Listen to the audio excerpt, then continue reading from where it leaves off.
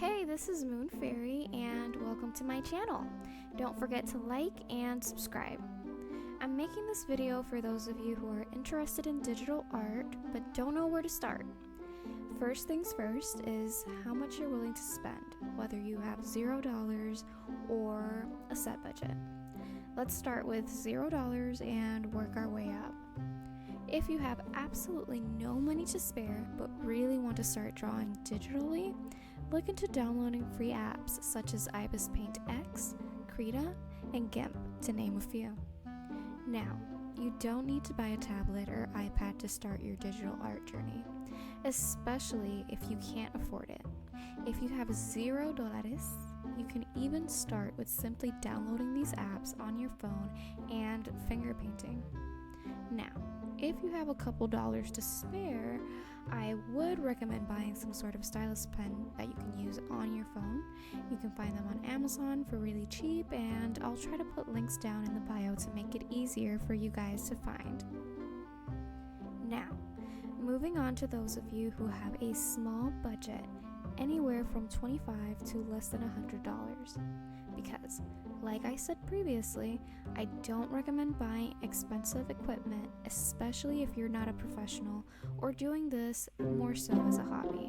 Because, trust me, as somebody who spends too much for no reason, I tend to collect hobbies like crazy and then I don't finish it. So, just saying, just putting that out there, guys.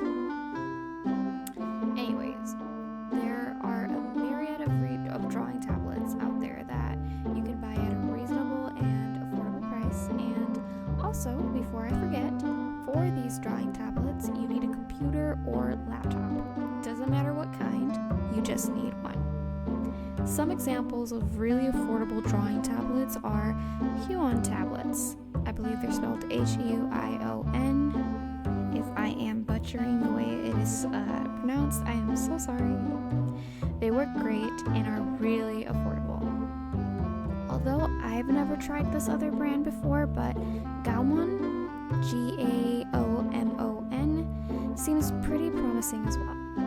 There's also Wacom drawing tablets that are around the $40 mark, which is insane because when I started my digital art journey back in 2017, these super small Wacom tablets cost like $80 to $90. It's insane. I did eventually buy a bigger drawing tablet like for $50 down the road once I got more comfortable with drawing, and I believe the brand was called Monoprice, but I think they've been discontinued because I could not find any of them on the website. It actually made me so sad. Now, let's say you still want to start out with an iPad. But Moon Fairy, I still want an iPad, but budget friendly, please, help me. I got you. Don't worry, I got you. But you will most likely have to spend over $100. That's just being realistic. I did try and find the cheapest I could find, and I will be linking them down in the description box. So I did find an iPad from 2018. So I believe that's what do you call it? A 9th generation, I think. Hopefully I got that right. It's from Backmarket, and no, they're not sponsoring me. I got 3 subscribers, so it's not happening anytime soon, but a girl can dream. Anywho, I've actually bought a lot of my tech from here, so I really love the refurbished and reused aspect to it, and you get to choose in what condition you get your device. I do recommend getting better conditions, but I actually bought the same first iPad in the fair condition back in 2019, and it's still up and kicking.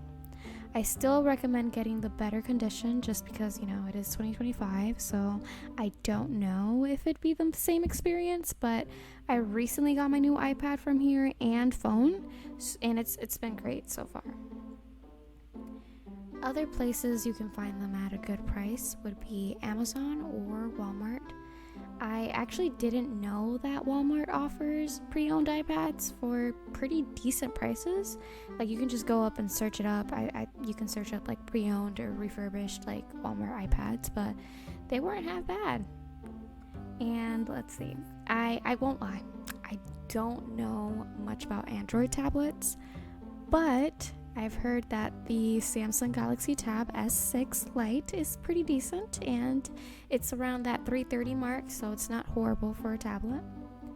And side note, for iPads, you can use other non-Apple styluses, but I prefer Apple pencils just because I prefer things that have like pressure sensitivity. I've heard that there are styluses that have pressure sensitivity. I just haven't really done my research on that, and I know that they're cheaper, but I don't know.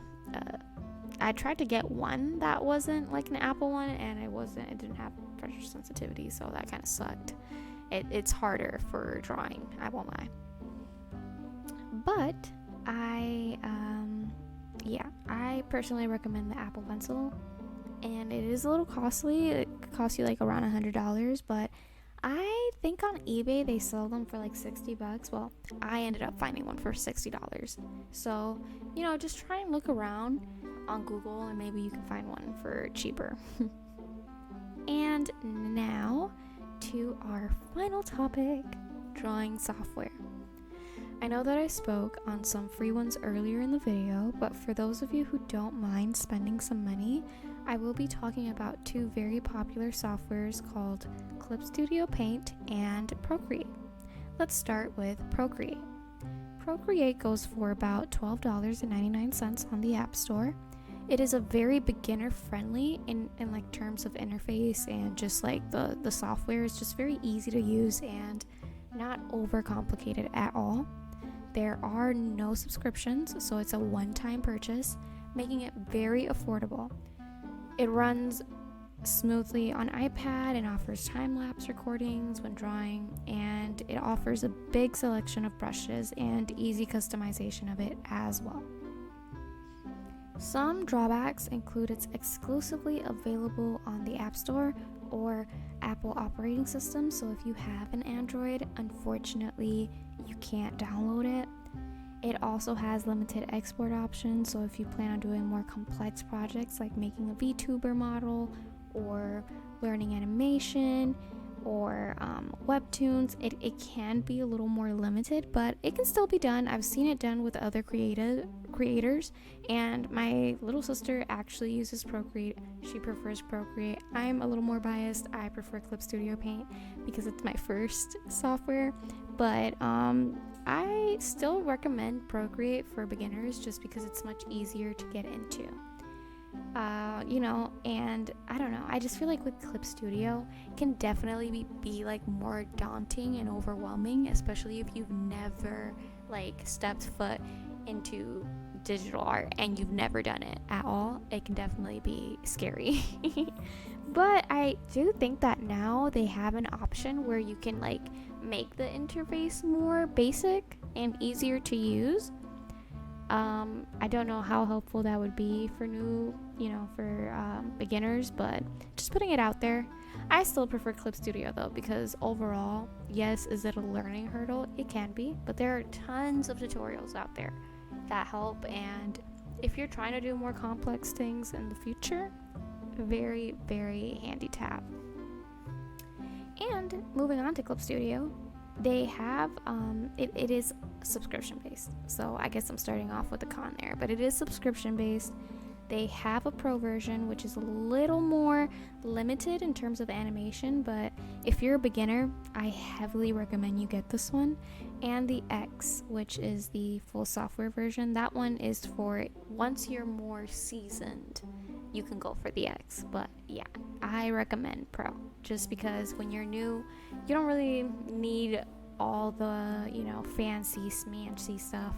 You really just need the more basic stuff. Like, I used Pro for years before I moved on to the X because there's still so much you can do.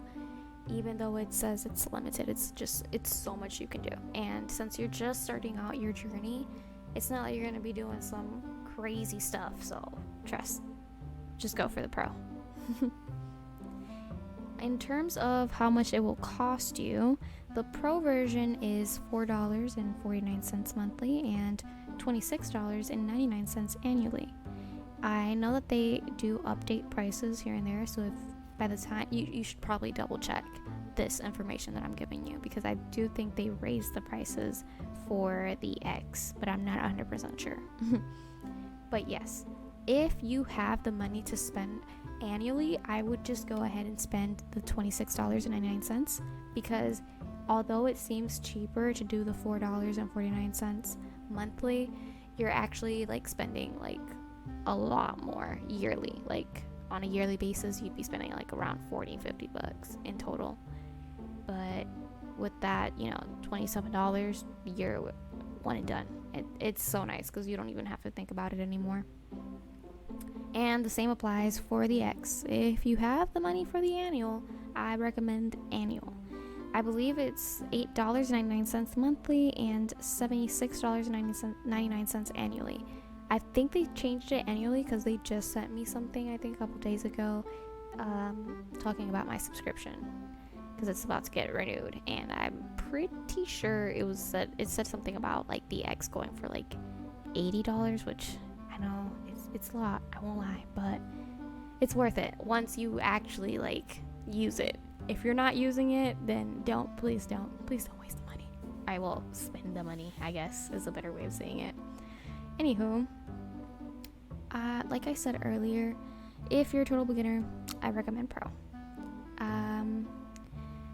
Another con, like I said earlier, is the software interface. It can just be very overwhelming, but like I said, there are tons of beginner-friendly tutorial videos, and if you guys ever want to see any tutorial videos from me, just let me know. Just comment down below, and I will be working on those for y'all.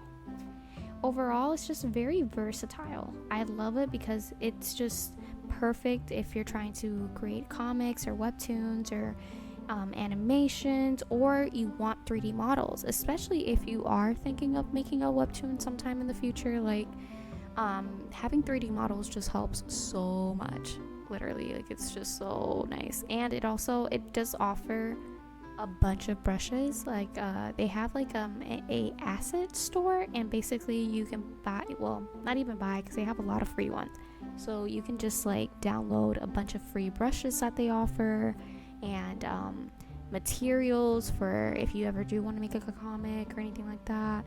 Like they have like 3D models, like bodies and furniture, etc. So just a lot that you can use. It also offers a time-lapse feature as well. And overall, it just really depends on what you're trying to create. Like I said, I do have a bias since I'm an avid Clip Studio user, but like I said, my sister is also an artist, and she prefers Procreate, and it works best for her. So it really just depends on what your needs are and what you're trying to get out of this experience and in your journey.